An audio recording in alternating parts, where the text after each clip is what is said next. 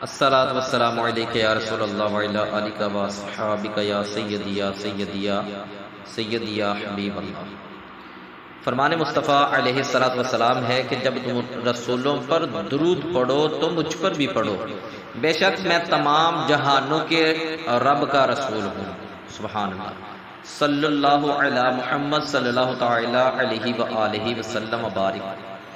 صلاۃ و سلام علیک یا سیدی یا سیدی یا رسول اللہ۔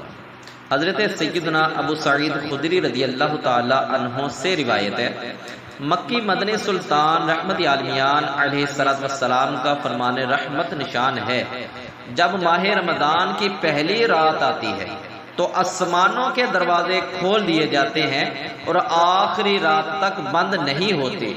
جو کوئی بندہ اس ماہ مبارک کی کسی بھی رات میں نماز پڑھتا ہے تو اللہ تبارک و تعالی اس کے ہر سجدے کے بدلے اس کے لیے 1500 نیکیاں لکھتا ہے، اور اس کے لیے جنت میں سرخ یاقوت کا گھر بناتا ہے۔ یاقوت کہتے ہیں سرخ رنگ کے قیمتی پتھر کو۔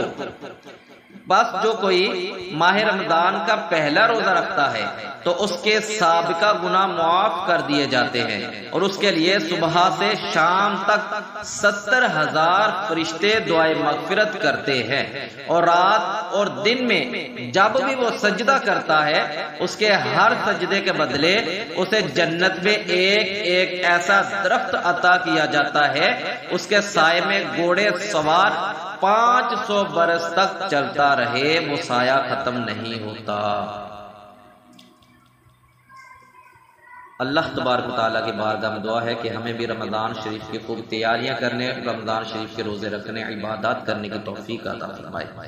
آمین آمین آمین۔